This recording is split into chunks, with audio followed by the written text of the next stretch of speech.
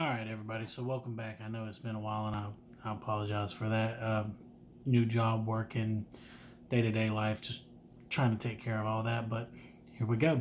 So today we're going to get in on something that I feel is kind of overlooked, but really shouldn't, because it's kind of a staple of firearms and hunting. If you want to be direct about it. So and we got a lot to cover in a little bit of time. Like I said, I'm trying to keep these things to like 15 minutes, so if it goes over, I apologize. Today we're going to talk about shotguns. So shotguns to me really are a versatile weapon. You can hunt, you know, anything in North America with one. You can even hunt grizzly bear with it. I wouldn't really recommend it, but it is doable. It's capable. The reason I say I wouldn't recommend it is your shotgun is limited in its range. 12 gauge slug, 100 yards, it's doable, but takes a lot of skill and being able to do it repeatedly, quickly on a 800-pound grizzly bear is not ideal. So, but for whitetail, capable, way capable of doing it. And when it comes to shotguns, there are different gauges. So you have 410, 12, 20, 16, 28, 10. You know, there's a list of them. But what I'm going to cover today is 16, 20, and 12 gauge. Now, when it comes to shotguns, there are a couple things about it that you have to be aware of. So one is, like I said, range. Buckshot, it is, they do say you can do it at 50 yards. Me personally, I would try and keep it within the 35-yard range. So yeah, if you want to try it at 50, it's up to you. Just you'll be tracking it a long time, because shotguns with buckshot is the way buckshot is it's not one solid bullet like in a 223 or a 30-06. It is little pellets, lead balls. You know, they call them shot. You know, bird shots are tiny little ones, and buckshot are bigger. You know, a lot bigger. And with anything, bigger shots take up more space in your shell. So, yeah, you can fit, I think, double aught buck 12 gauge for the 3-inch shell has 9 pellets in it, whereas birdshot are a lot smaller. They probably have like 25, 35. Don't quote me on that, but that's the general area of it. So, yeah. Now, 410, which is a shotgun shell, it's a little bitty right here. It is, I wouldn't recommend it for deer hunting. Now, is it possible? Yes. You can kill a deer with a slingshot too if you really tried, but I don't recommend it. If it's all you got, do what you do and see what kind of results you get. I know some people will give me some flack on that. Yeah, I killed a deer for 410. I mean, good on you. That's great. I personally don't recommend it, especially for people starting off. It has a lot less recoil than a 12 gauge, but a lot less punch as well. Now, there are slugs. Slugs are a solid chunk of lead coming out of a shotgun, which is not a shot, obviously, and they extend your range further out. So with buckshot, they say 50 yards.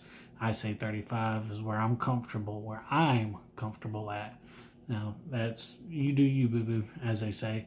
But a slug extends your yards, your range. You can hit something at 100 yards with practice, but I'd say about 70 yards is about as far as I would be comfortable shooting it. Will it kill something at 100 yards? Yes. 1 ounce of lead hitting something is going to do some damage. But without further ado, we'll get into it. So this is a 12 gauge shell. This is a 3-inch Magnum buckshot shell, double aught buck to be exact. And then there is your 2 3/4 shell. Now the big difference on those, and you can see right there, one's a little bit longer, noticeably longer, is now there are different chamber lengths on shotguns. You got 2 3/4, 3-inch, and 3.5-inch.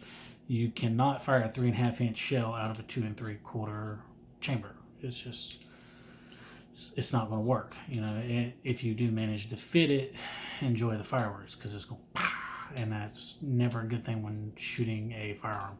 So you can shoot a 2 3/4 out of a 3-inch chamber, but not vice versa. Same thing with 357 Magnum and a 38, which is something we'll get into in a minute. But that's 12 gauge. So And then you have 20 gauge. You know, significantly, well, not significantly, but noticeably smaller. That's 20 gauge. That's 12 gauge. And I mean, you can look at them and see the difference. Well, you can't really do it like that, but like that you can kind of notice.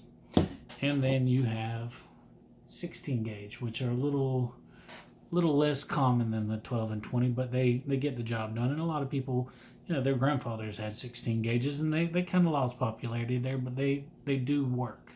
Now, gauges are not like bullets. You don't measure gauges. The larger the number, the bigger. Now, actually, with gauges, it's different. The smaller the number, the bigger the gauge. So a 12 is bigger than a 20 and a 16, and the 16 is bigger than a 20, but a 20 is smaller than the rest.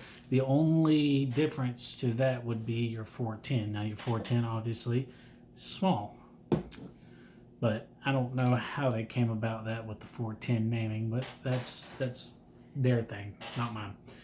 Anyway, so with shotguns, they are versatile. You can hunt anything: bird, squirrel, raccoon, deer, bear, you name it. Now, as far as, and that goes over to casings, you can do your research on it and find out what fits you.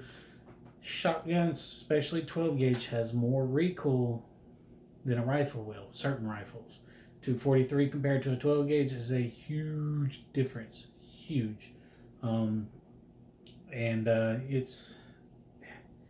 They are versatile and they will get the job done. Me personally, I'm not a big proponent of buckshot. I've shot a few deer with buckshot and had to track them quite a ways because they're not accurate like a rifle is. You put a scope on a rifle and you put that target, you put your reticle right there and your rifle sighted in, that's where it's going to hit.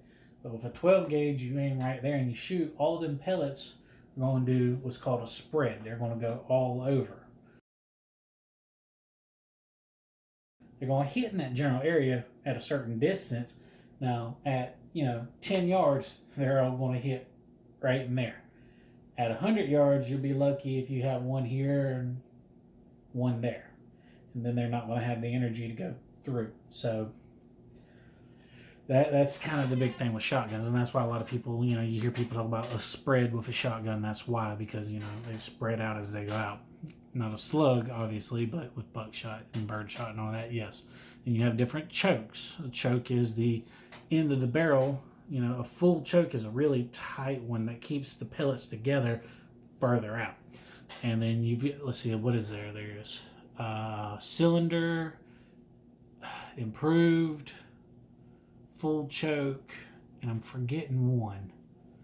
I'll put it in the comments or something. But so full choke is your tightest. Cylinder is basically non-existent. It's just no choke. It's just straight tube all the way through. Improved is a little tighter, and so with slugs, it's best to shoot it out of a cylinder. Can you shoot out a full choke? Yes, technically, but it's going to affect the accuracy of the slug because the sabot slugs have a little dimple in the back of them. When it gets have a little dimple in the back of them. When it gets to that full choke, that slug will actually squeeze down to fit out of it, causing it to tumble. Tumbling with bullets is not good. That messes up the accuracy. Now, out of a cylinder, there's no choke, slug goes straight through it. If you're shooting flying birds, full choke is the best because it keeps those pellets together further out, higher up to hit the birds. Now, with all that being said, that is your different types of gauges, your types of bullets, if you will, for your shotgun. Now, let's get to these shotguns themselves. This is an H&R topper. Now, this is not the original stock that came came on it. I took that off and put this Choate one on as a survival stock. You can put shells in it, it unscrews, and you can keep stuff in it, which is valuable in itself. Being able to carry the cleaning instruments, ammunition, all on you. If you lose bullets out your pocket, you have a couple in your stock. They're helpful. This is a really cool, simple design. Now this one, dude wanted 100 and I think he said 180 for it, and I told him he lost his mind. I wound up talking him down to $60. A break action should not run you any more than 120 if we're being, if we're being frank about it. Brake actions have been around forever. They're very simple. You got a latch, opens. You can see the chamber. You put your shell in the chamber, you close it, and then you have to cock the hammer to fire it. Now, there's nothing in this, but it's decocked just for everybody's peace of mind. Now, here's another really cool thing that I love about a brake action. I recently got into these. I think they're a neat little toy. Well, not toy, but a neat little tool, if you will. Chamber adapter. This is a 357 Magnum to 38 Special chamber adapter. It basically fits. Now, this one is for a 12 gauge. This is a 12 gauge shotgun.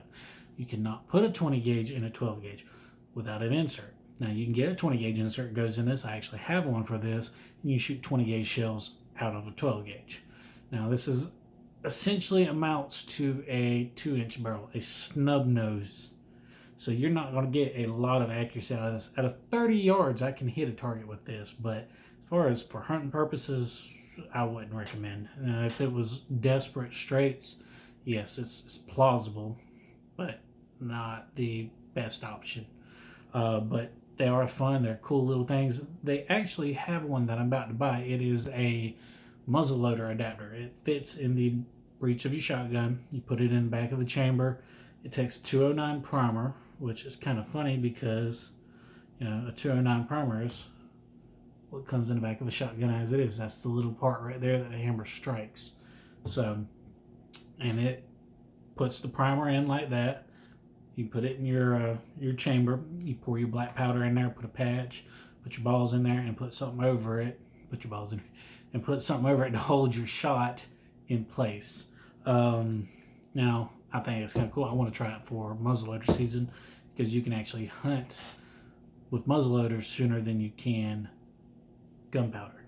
It's a primitive firearms law. I don't really understand the point of it, but that's what they decided on. So anyway, that's neat because you could take a gunpowder style shotgun and make it a black powder shotgun. And black powder is, people used it for hundreds of years. So, well, was it? Yeah, it was hundreds of years.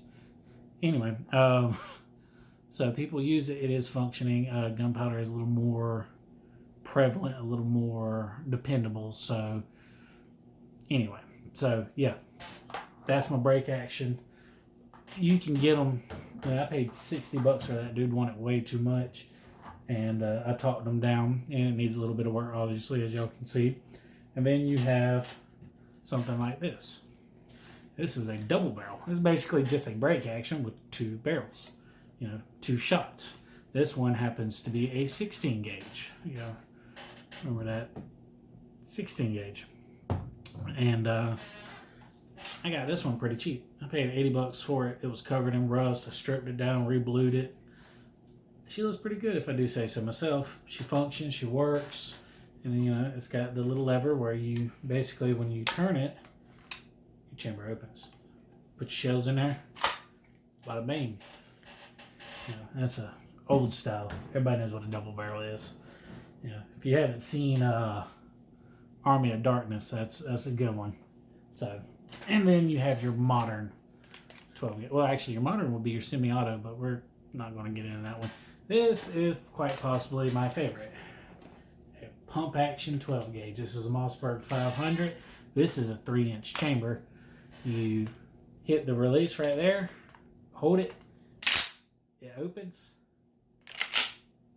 and then it closes, and it loads your shell. And they can hold, I believe this one can hold 5. 1 in the chamber, 4 in the tube.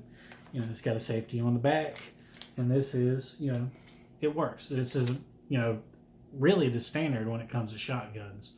They are pretty cool.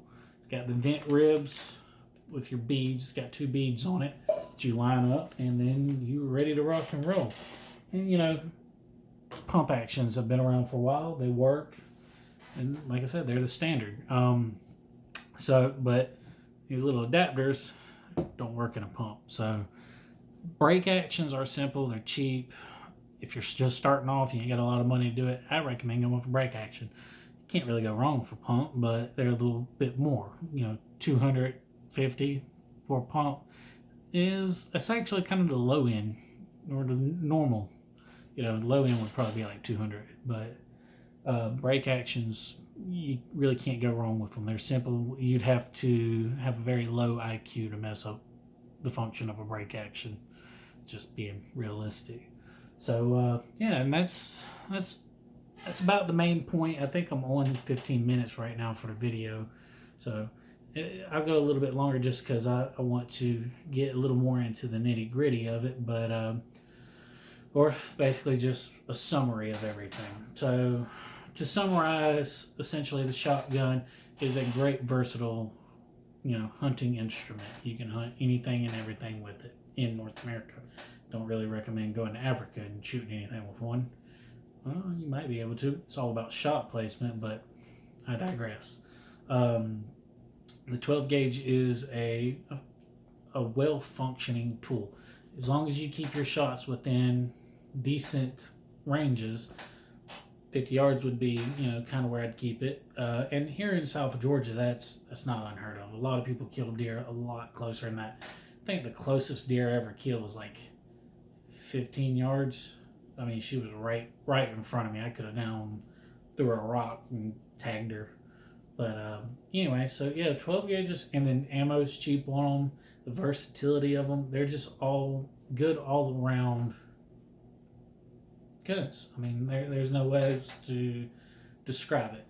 And there's so many different things you can do with them. Now, pump actions, like I said, they hold more ammunition. They're faster to reload. They even have lever action shotguns, but those are a lot rarer than any of these other ones. And they have semi-autos. I don't really recommend semi-autos because of the ejection. If it closes, it's a plastic shell and it can get jammed, and it'd be really hard to unjam. Pump actions, in my opinion, they're worth it.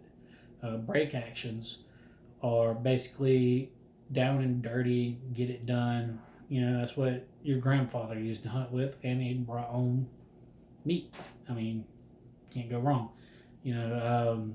So yeah, with all that being said, it's something to look into. Just remember the key points. Shotguns are typically cheaper than your other type of weapons.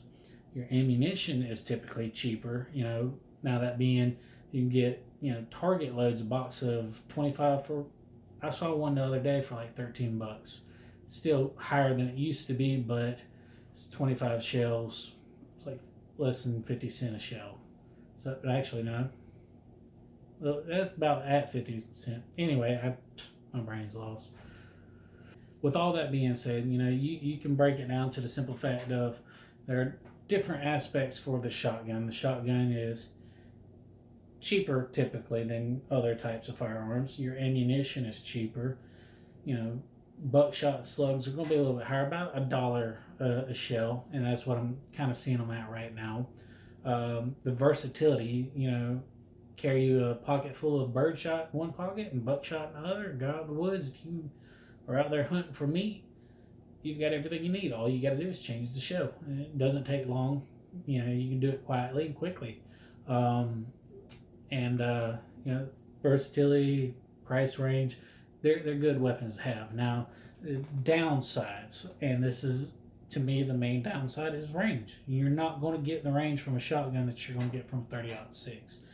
But if you're hunting in a heavily wooded area, you really can't go wrong with a shotgun. And they function pretty simple. And the spread, for someone, you don't have to be a sniper to shoot a shotgun. You point, put your bead on it in the general area. Now it's best to put it dead on it, but I'm just saying the spread gives you a little bit more breathing room when it comes to shooting. So yeah, that's about all I have for y'all today. And I mean, to me, they are worth the investment. And you do have to look out for a recoil on them. They do have a little bit more recoil, but for someone heavier set like myself, 12 gauge don't bother. I mean, you get used to it. But someone lighter frame, I'd probably go for 20 gauge. It has less recoil. You're going to have less power, but that's your trade-off. And as long as you're keeping your range decent, shouldn't be a problem at all. So with all that being said, y'all, sorry about the delay. I'm going to try to do better, get back to make at least a video a week. And hopefully I'll see y'all on the next one. Bye.